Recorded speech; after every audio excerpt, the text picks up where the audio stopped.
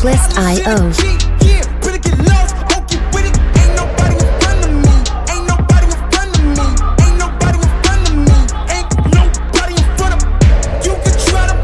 Alright, hello everyone, Ghost Taser 7 YouTube, reporting for duty, playing some more Angela. Angela is the main in MLBB, so you'll be seeing a lot of Angela support, so if you're into seeing top level expert Angela, watch these guide videos all the time. You will be a better player for it. I promise you will analyze with me, you'll evolve yourself, and you yourselves will win more games. We start with that Boots Revitalize.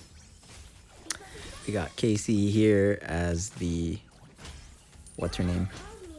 I don't know, I think it's Melissa. Yeah, Melissa. Okay. So we're starting with the Potion of Oasis. Whatever Oasis thingy it is. That's the first healing tier 3 item. You know. Anyways, you'll see it. It's the one that gives you the favor for that bonus heal once you get 1,000 gold or something. Correct, and then you get extra heal off of every heal every so often, so it's really nice. You can see the cooldown visually in the indicator, so when it gets dark, you can't use it. When it lights up, You made a fatal error crossing me. then you can use your favor. So you can time that perfectly. Use that to better outplay with clutch heals and saves. And that's what we are looking to do in the sport lane. Clutch heroics. Clutch utility. Okay, we get that. Just trying to help this Melissa get that gold. Clear this wave. Try to rebuke anything that the enemy opponents do. Alright, Popo goes in there. Doing some really good damage on that support. Tried to face chuck that one to bring him in. And revitalized to hopefully save Popol and I, but unfortunately he got hard focused so much that we could not do anything about it. So that's kind of unfortunate, but it's okay. We're sitting at 2-0 right now. And Melissa's sitting at 2-1, so not too bad. It's a shame that the Popol died, but he's at an even 1-1, so it's not the end of the world. Some of the swordier matchups, it's like that. So let's see what we got here. We instantly come back to lane using that Nimbus Cloud looking thing in the respawn. I say Nimbus Cloud because I'm referring to Dragon Ball Z Krillin. You guys like anime? Let me know in the comment section, what's your favorite anime? I got too many, but I would have to say that my favorite, it's really hard to pick. Extremely hard to pick, but I'd probably say The Gray Man, Claymore, Chronicles of the Cursed Sword. It's like the top 3. And again, it's too hard to pick. I don't know what to tell you. There's just way too many good animes, okay? Attack on Titan's really good, you know. Anyways, back to the video. No more talking about anime. We're here to learn. But watching those shows will make you a better individual. So we instantly tried to rebuke that with an ult on my Melissa. Totally counter that Hanabi. Unfortunately, that was not enough. I must have ran out of stacks on my first skill, so you should be careful. It does max out at 5 stacks. So if you use it too much, it's not like it's so broken that you can just heal all the time. Estes is definitely the better healer, so if you're looking for a great healer, I also have a floor end game coming up. Those are the top 3 healers in MLBB, so check those out. Franco's still good, Belric's still good, you can pick a glue. I have another video coming up on a Eudora support. Some people would say that's troll, but you will see in the video it is definitely not. We are here to break the meta, change the game. I am the catalyst for the meta. So we will show you how to change things, how to win games, and kind of be sneaky about your picks. But that'll be determined later. I don't want to ruin it, so we're not going to spoil anything. Alright, we get that clutch save there again on the Kadita here. She goes in, tries to do some stuff, and I'm just defending her as much as possible with that perfect ult. I see she's going in for a play. I try to back her up. The key difference here, the critical play, is to make sure they're actually taking damage, actually being focused before you ult. If you do it the wrong way, then you're not getting as much value. The key here is to get as much value as possible. If you want to learn about value, I would go watch Jeef, Jeef Hearthstone HS. It's just Jeef HS. Hearthstone is definitely a very strategical game like Magic the Gathering, so he's the one I would watch. He will teach you about value. Value wins games. And getting exceeding value on higher skill tier champions means you're going to be more likely to win because you're stretching the value further, getting more bang for your buck. In a layman's way of saying. Alright, so Melissa pings me out and says, come here. So I'm like, okay, I'll just ult over there. Just use it as like a teleport mechanic to get back up over there. And we try to kill this Minotaur here. Hanabi comes in with this great play on her ultimate, CCing all of us. As we said before, it's pretty great value. Whole team groups up, and then she instantly gets counterplay on every single person. So really good stuff to see that the Hanabi is really competent. I like seeing the enemy competent. I like seeing my team competent. Again, I'm very strict. You could think red side, government, Republicans, very strict people. Right, we don't tolerate law breaking. And we will not tolerate it to the point where you will be reported for any little thing. Any little thing. We want scenes that are healthy, that aren't toxic, that incentivize analytics, evolution, growth, and wins for competent players. So, with that being said, let's get back into it. Melissa's looking for a play. I'm already on her with my ult. We're just trying to heal and do damage on that first skill. It does heal and it does damage. So if I missed telling you that it does damage on the first one, it does do damage. But the main component here is the heal. But if you are in range, it will do nice damage. So you can look at my build. I show it at the beginning of every single match, so you know what you're getting into, the build in question type of thing. The build does have damage, does have substantial heals. Overwhelming heal is the real keyword, overwhelming. So try it out. I see this guy going in the top lane. Forgive me, I don't know his name, but that doesn't really matter. He's a really good pick. He will be on the tier list at the top.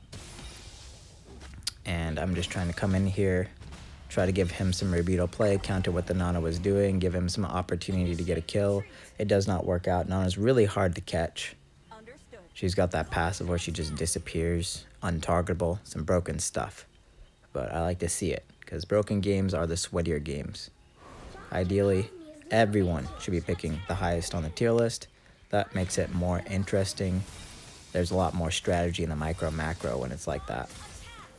And it's much harder to have foresight against higher skill tier sailing champions when they have different plays or different paths in their approach in terms of skill combos in order to win the game.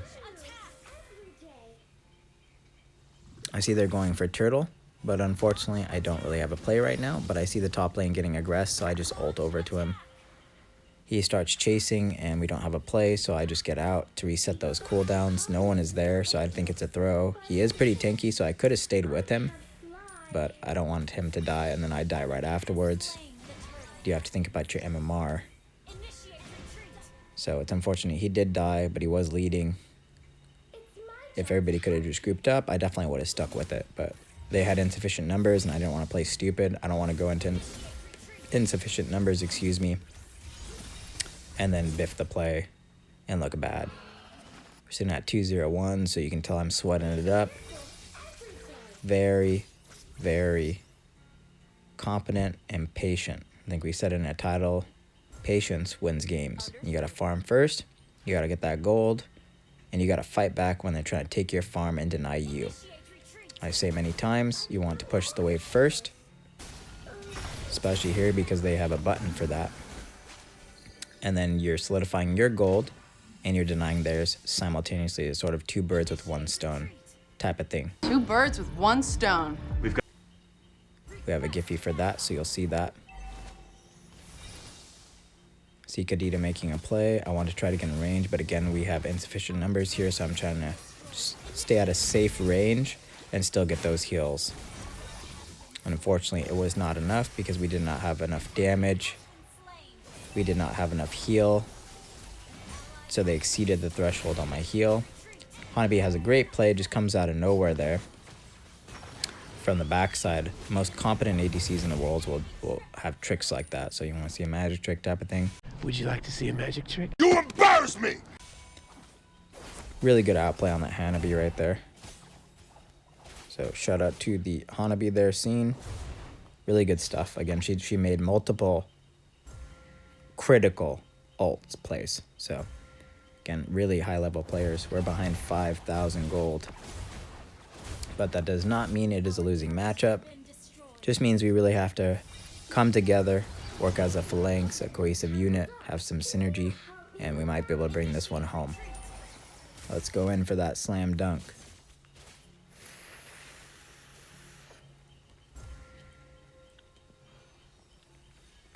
Alright, ping and push first. Correction. So that way we can get these side lanes under control so they can't just sideline us or split push. That would not be good. See the tank getting aggressed by the Saber. So I'm like, no, stop that. I'm coming in. Clutch save. Not really save, actually. Correction. It's not really a clutch save, but it was a really good ult. He wasn't low enough for it to be a save, but, you know. Goes without saying, I came in there and I helped him, so I feel like a hero. Look at the song Carrie Hilson. Little Nas, N-A-S. Carrie Hilson, Nas. Hero, it's a good one. Indians probably call me Krish, but we'll get to that at some point.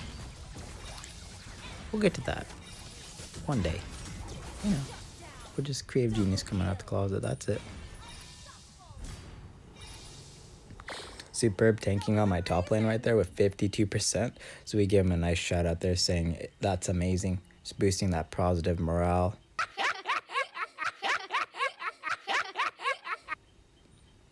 Spreading positivity and joy, as Sam the Dude YouTube would say. He plays a lot of Smite, so if you're into 5v5, check out the game Smite. Smite 2 is in beta right now, so it's pretty hot stuff.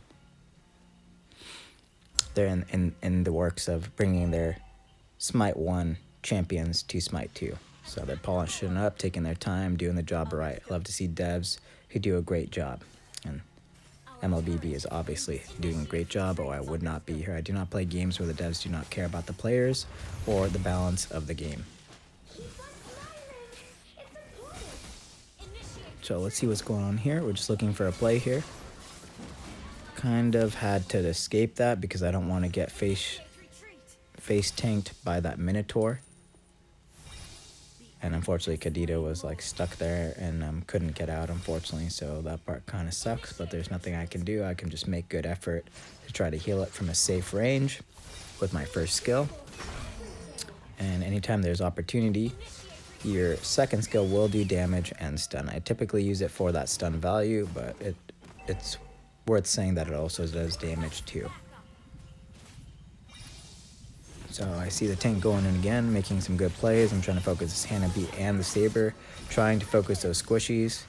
If you have your settings set up right, you can just tap the one you want to target. So be sure to check your settings each and every game to make sure they are catering to your brain, to the way you play. Make sure your settings are in synergy with your mind, body, soul.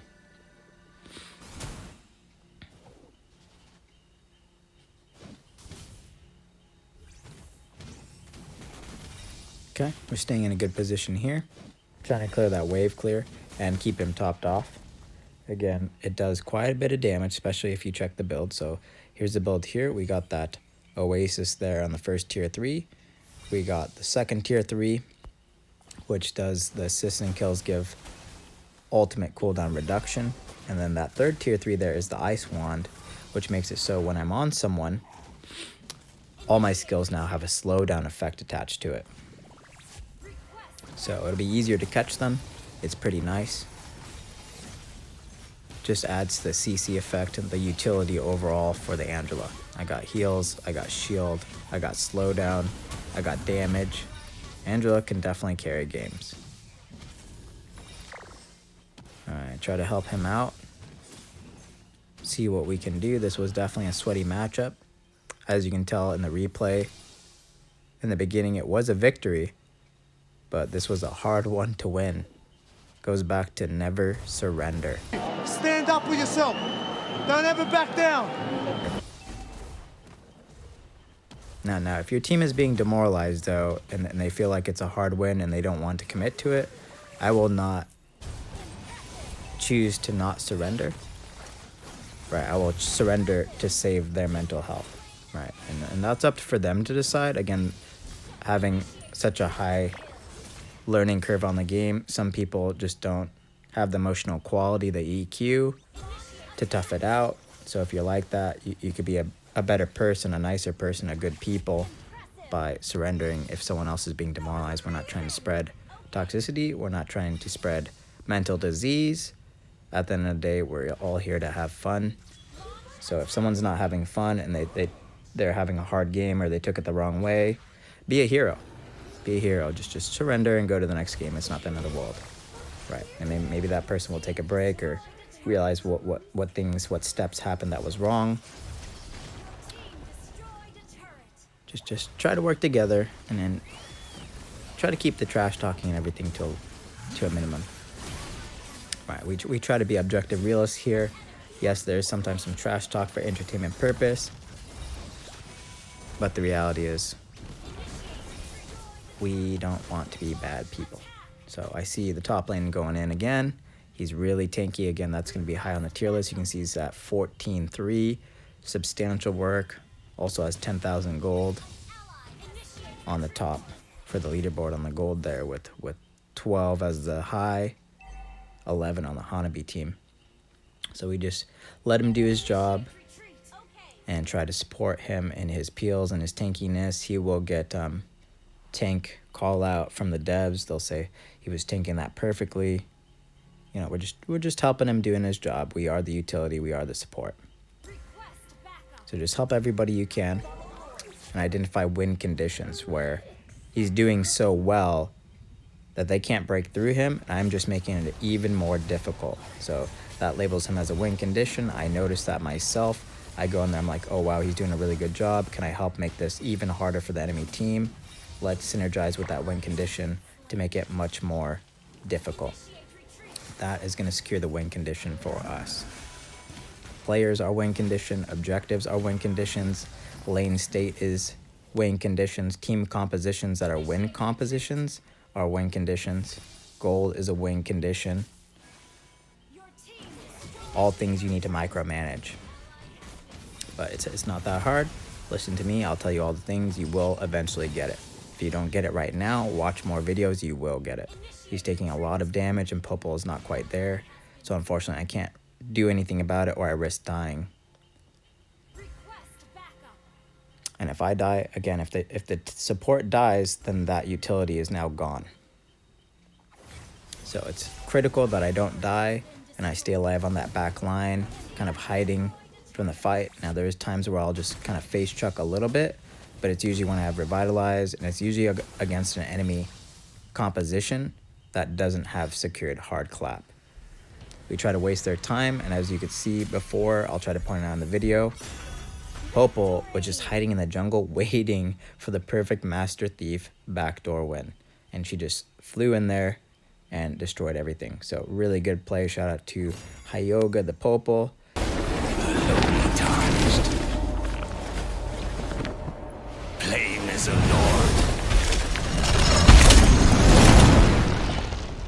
I command thee now. Even though it doesn't look like she was doing that great with an 8-6. Again, KDA and stats don't necessarily represent the individual. The critical actions represent the individual. All the rest are just supplemental data points. So they add to it. Anyways, really good job on my team. Really good job on the enemies. As you can see, they almost won. They even had the lead there in the kills and the gold for quite some time with a 5,000 gold lead. But we did not break down. We did not surrender. That is checkmate. Checkmate. So here's the builds. Just a quick overview. It does not look like anyone was trolling or had a bad build. Everyone is building meta builds. So if you like any of these champions, you can try those builds out for yourself and see the value of them. Now, your stats are going to be dependent on your proficiency at that champion. So don't take it too hard if these builds don't quite work out immediately. It's just a learning curve thing. You will get it. As Sid Meier's would say in Sid Meier's Revolution, the wheel turns. Okay? The wheel turns. That means you will learn. You will grow. All right, so that is it for this match.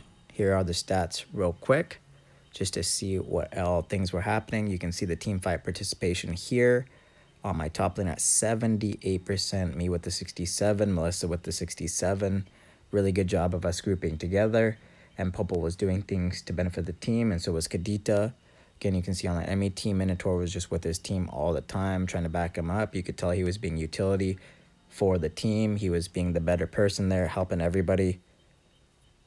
So really good stuff there. Another point out here on that 33% on our top lane, Reaper Recon. Really big stat there. Really big stat when you're talking about overall damage. So he really hard carried that game. So that'll be it for that video. I will catch you guys in the next one. Bye.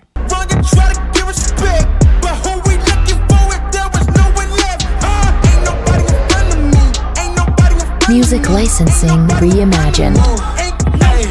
Look, I don't really see y'all as the competition, but if you go against me, you the opposition.